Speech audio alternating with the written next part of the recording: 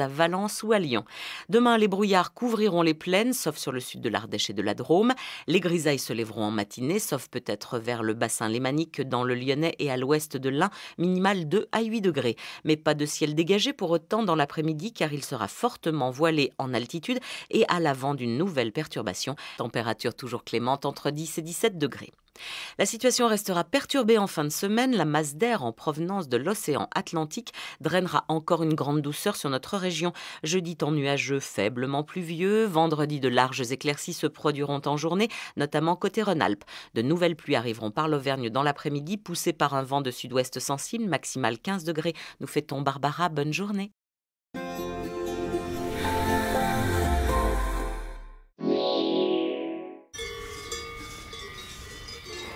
Votre météo, avec la raclette de Savoie IGP Pochat et Fils. Pochat et Fils, fromager et affineur en Haute-Savoie depuis 1919.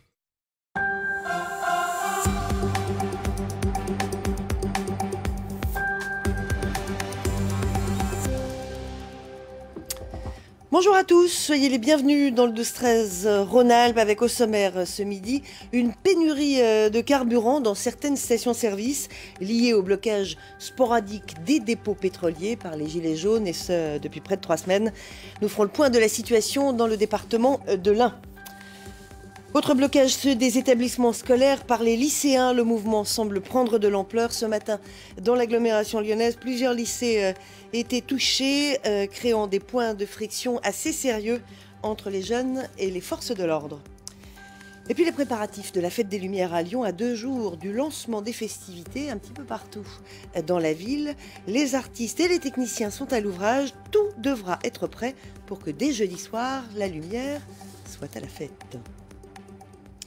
Mais on ouvre ce journal avec ce premier ballon d'or féminin décerné hier soir à Paris à la footballeuse de l'Olympique lyonnais, Ada Hegerberg. À 23 ans, l'attaquante norvégienne a vécu une soirée historique, on peut le dire, et le football aussi. Farid Haroud. Elle est internationale norvégienne. Elle a délaissé son maillot et son numéro 14 qu'elle porte en match en hommage à Johan Cruyff pour entrer dans l'histoire. Mesdames et messieurs, Ada Hegerberg. Ada Hegerberg devient la première femme ballon d'or. Je n'ai pas de mots, c'est incroyable. C'est un grand moment pour moi. J'ai envie de commencer par dire merci à mes coéquipières. Elles étaient 7 de Lyon, nommées pour cette récompense, et c'est une attaquante qui est la grande élue. Et quelle attaquante! 233 buts depuis le début de sa carrière. Pour une joueuse qui n'a que 23 ans, c'est hors norme. Rien que la saison dernière, elle a fait trembler les filets 53 fois. Elle a débarqué à Lyon de sa Norvège natale il y a 4 ans et depuis, elle récolte des titres par brassée. 4 championnats de France, 3 Coupes de France, 3 Ligues des champions. La semaine dernière, à l'entraînement, nous lui avions demandé un petit pronostic pour le Ballon d'Or. Elle était soit déjà au courant, soit très confiante. Il y en a 15. Je sais qu'il ne faut pas faire ça, mais à votre avis, qui c'est qui va le gagner? Une lyonnaise, 100% sûr. Allez, ouais. Ada Hegerberg est une jeune femme pleine d'enthousiasme et de détermination. Cette joie, par exemple, c'est juste pour avoir remporté un simple jeu à l'entraînement. Heureuse et engagée, car si le football féminin se développe aujourd'hui, ce fut au prix de beaucoup de batailles et de brimades. Alors, elle devient aussi messagère. Je vais terminer ces quelques mots en m'adressant aux jeunes filles partout dans le monde. S'il vous plaît, les filles, croyez en vous. Le but, c'est souvent le chemin. Celui d'Ada est pavé de beaux moments, des moments en or. Je vous le disais en titre, les blocages sporadiques de dépôts pétroliers par les Gilets jaunes commencent à perturber l'approvisionnement en carburant des stations-service. Ainsi, dans l'Ain, ce matin, 8 stations avaient des pompes à sec, soit en diesel, soit en essence. Alors si la majorité des automobilistes sont plutôt compréhensifs, certains commencent malgré tout à s'agacer. C'est ce qu'ont constaté Sophie Valsecki et Stéphanie Loeb. Cette station-service de Montluel est en rupture partielle de carburant. Plus une goutte de gasoil dans les cuves. Et depuis ce matin, l'employé fait la même réponse aux automobilistes. Il n'y en a pas. Dans la journée, j'attends une livraison de carburant sur Montluel. Je ne peux pas vous dire à quelle heure pour l'instant, mais Voilà. J'espère qu'il sera arrivé entre-temps. Bonne journée. Au revoir, madame. Plusieurs automobilistes sont obligés de passer leur chemin. Plus de gasoil, non, c'est par rapport aux gilets jaunes de toute façon. Vous pensez que c'est ça, vous ? Ouais, c'est ça. Et alors, vous en pensez quoi ? Je peux pas aller travailler. C'est ça le problème, mais bon, après, moi je les soutiens et c'est bien ce qu'ils font, ils se battent pour nous et voilà. Dans l'Ain, une petite dizaine de stations sont en rupture partielle ou totale de carburant. Tantôt, c'est le super samplon 95 qui manque, tantôt c'est du gasoil. Dans cette station, on est en rupture de stock de gazole. Selon le gérant, les camions de son fournisseur sont bloqués. Ils ne peuvent pas sortir les camions. S'ils arrivent à en sortir un camion, ce ne sera pas le camion complet pour nous, ce sera le camion pour toutes les autres en même temps. Ça veut dire si on demande 30 000 litres, on va avoir que 3 ou 5 000 litres maxi. Donc c'est rationné. Exactement. Par contre, j'ai plus d'essence là. Là, je suis sur le... Comment je fais ? Le gouvernement vient d'annoncer un moratoire sur les taxes carburant, de quoi peut-être faciliter la livraison des stations essence dans les prochains jours. Et puis depuis hier, c'est au tour des lycéens de se joindre à la contestation.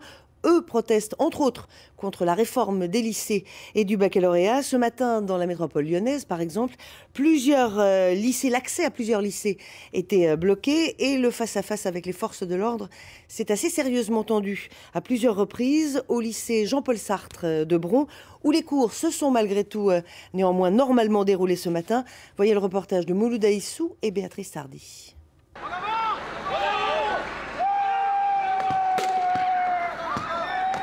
Scène mouvementée ce matin aux abords du lycée Jean-Paul Sartre de Bron. La contestation semble faire tache d'huile.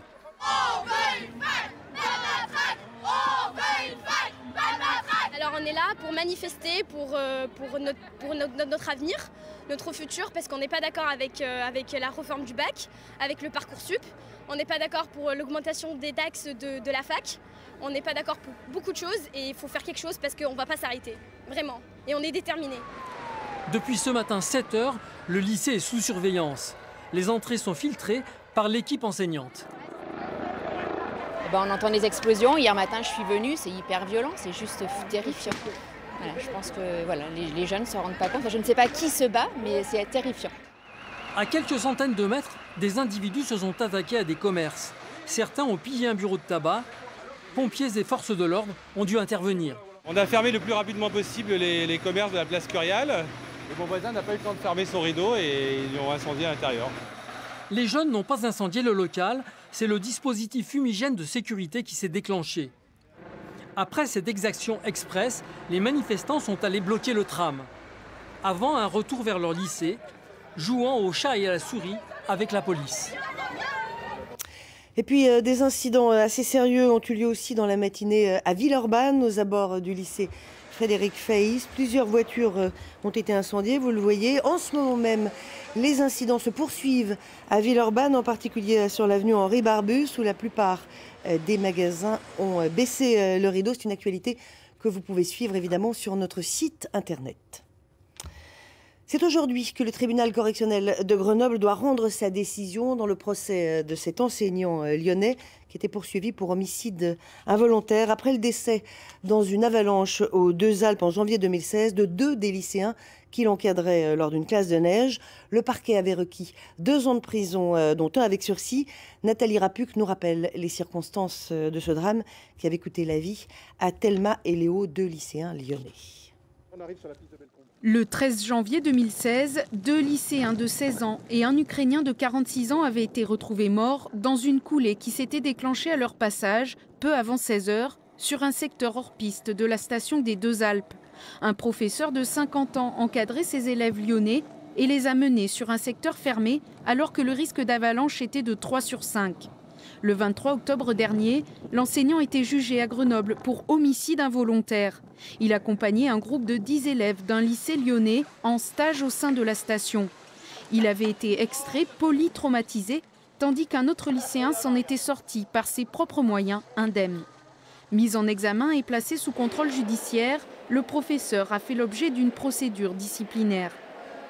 Le parquet de Grenoble a requis 2 ans de prison, dont 1 ferme à l'encontre du professeur, ainsi que l'interdiction d'exercer son métier.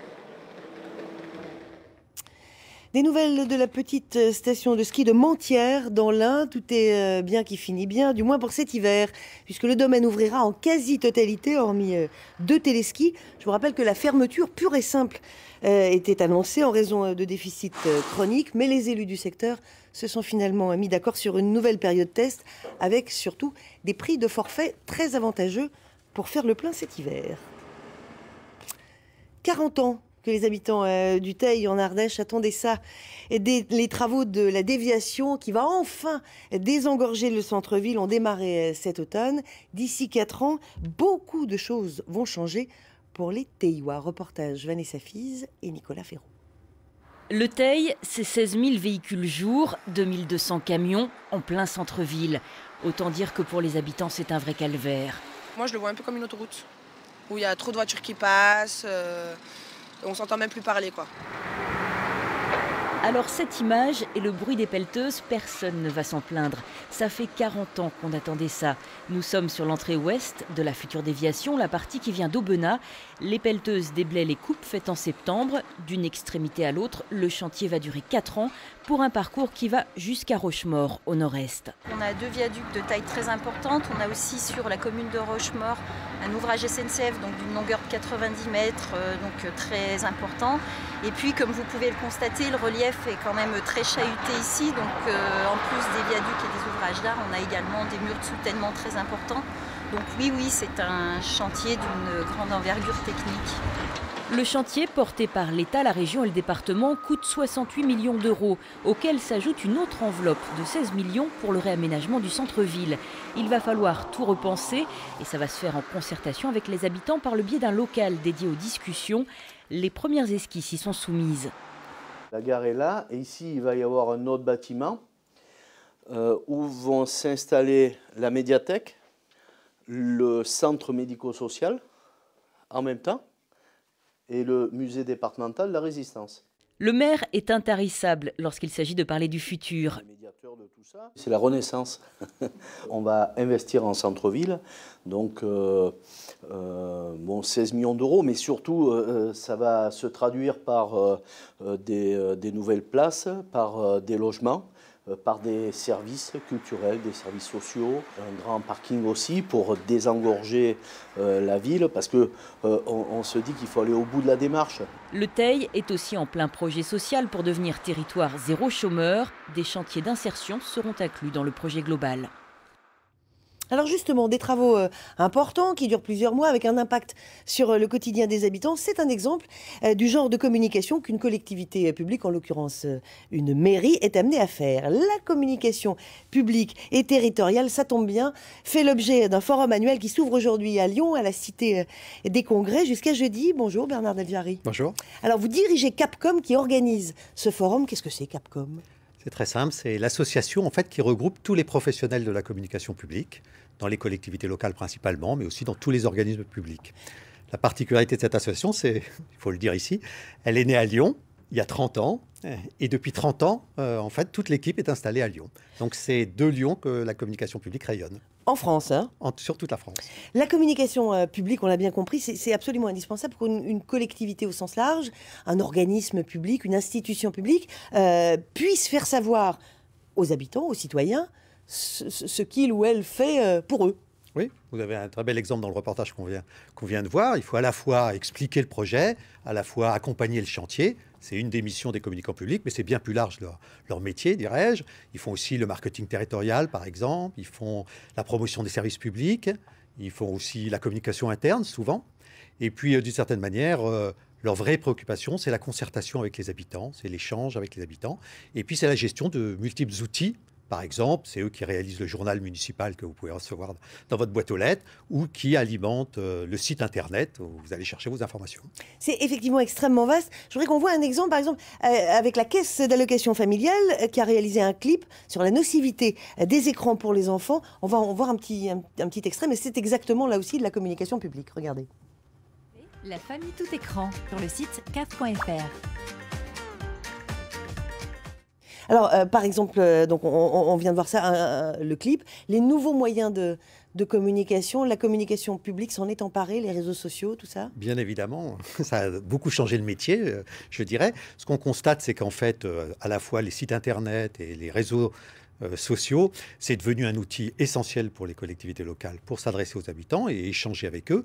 Et je crois qu'ils ont assez bien réussi cette transformation, puisqu'aujourd'hui, plusieurs études ont montré que, par exemple, les sites Internet des collectivités locales, c'est le premier outil d'information pour les citoyens pour trouver l'information sur les services publics ou l'information sur les projets. Avant les brochures. Avant les brochures, avant les autres sites, etc. Alors, le thème de ce forum cette année, de ce 30e forum, c'est au-delà de la com, c'est-à-dire vers le marketing, non? Non, c'est une rencontre professionnelle, donc on s'interroge sur le métier. Et puis à 30 ans d'expérience, on essaye plutôt de regarder l'avenir. Et on se dit, quel sera le métier demain? Et peut-être sera-t-il au-delà de la com? Et aujourd'hui, la communication, c'est l'échange, c'est donner de l'information, mais c'est aussi écouter, tenir compte de ce qu'on entend. Et donc, c'est un métier participatif. C'est participatif, donc c'est un métier plus large, peut-être au-delà de la com, dans la relation aux citoyens. Toute dernière question, c'est un gros gisement d'emploi parce qu'il y a plus de 25 000 professionnels qui œuvrent dans la communication publique. Oui, alors c'est peu parce que c'est 1% de la fonction publique territoriale, donc c'est peu, mais c'est quand même un gisement effectivement d'activité. Il y a plusieurs universités en France qui délivrent des masters de communication publique pour rentrer dans la fonction. Et voilà, c'est un métier passionnant, proche des habitants, proche des élus, proche des institutions. Et utile. Et utile. Merci beaucoup Bernard Deljari. Donc Capcom, c'est jusqu'à jeudi et c'est réservé aux professionnels. 80 œuvres lumineuses à installer en quelques jours pour que tout soit prêt jeudi soir. Là aussi, il y a besoin de communication. Voilà le challenge cette année pour les artistes et les techniciens qui s'affairent sur la préparation de la Fête des Lumières de Lyon. Julien Sauvadon et Jean-Christophe Had. En attendant la nuit, c'est jour de grandes manœuvres. 350 artistes et techniciens sont à pied d'œuvre à travers la ville pour que cette Fête des Lumières 2018 soit une réussite. Ici, rue de la République, on plante un arbre lumineux de 4 étages. Là, place Pradel, ce sont 4 arches de 22 mètres de long qui s'apprêtent à précipiter le public dans les profondeurs de l'océan. Ça va, vous êtes dans les temps? On est dans les temps. J'ai hâte que ce soit terminé pour être assuré, pour voir que tout fonctionne et que tout soit en place. Et bien sûr, voir la réaction du public, voir comment ils vont s'approprier un peu l'installation, parce qu'il ne faut pas oublier que c'est un projet qui est interactif. Place de la Bourse, l'installation de Jaffalam est plus intimiste. Cet artiste, qui vient tout spécialement de Hong Kong, est en train de bâtir un arbre à vœux à base de dentelle récupérée au foyer Notre-Dame des Sans-Abris. Sa préoccupation à elle, c'est surtout le temps qu'il fait. Il fait très froid ici, mais ça participe à l'ambiance du festival. Ça n'a rien à voir avec ce que je peux faire à Hong Kong. Ici, tout le monde s'arrête pour me demander ce que je fais. Et je leur réponds que je fabrique un tisseur de vœux. Des vœux que l'on a collectés dans plein d'endroits de Lyon, auprès d'enfants, de réfugiés ou de femmes au foyer. La Fête des Lumières accueille cette année près de 80 œuvres lumineuses qui devront toutes être terminées mercredi soir. Beaucoup d'équipes sont arrivées ce week-end, mais la plupart du temps, on est entre 3 et 5 jours de montage et c'est quand même calculé un peu juste. Je vous rappelle qu'on a 40 sites différents, 80 créations différentes. Indéniablement, c'est une course contre la montre. Pas le droit à l'erreur, 3 millions de personnes sont attendues dans les rues de Lyon de jeudi à dimanche et elles veulent être émerveillées. Après la lumière, la musique, l'Orchestre national de Lyon a un nouveau chef depuis hier. Le violoniste Nikolai Seps-Snyder vient d'être nommé en remplacement de Leonard Slatkin qui dirigeait l'orchestre depuis 2011. C'est le premier poste de chef pour Nikolai Seps-Snyder. Quant à lui, il s'appelle Daniel Gobet et depuis hier, il est le nouveau champion du monde de pâté en croûte. Grâce à un pâté de volaille de Bresse et de canettes de Barbarie au foie gras et au cèpe, ce traiteur installé à Divonne-les-Bains sur les rives du Léman a remporté le 10e concours de la spécialité. C'était à Tain-l'Hermitage dans la Drôme. Ils étaient 13 en lice. Alors ça peut faire sourire, mais c'est ce concours qui a contribué à redonner son lustre à cette spécialité typique de la cuisine française. Voilà, c'est la fin de ce journal sur cette note gourmande. Je vous souhaite une belle après-midi. Ce soir, pour le 19-20, vous retrouverez Sandra Méallier. Et moi, je vous donne rendez-vous demain dès midi.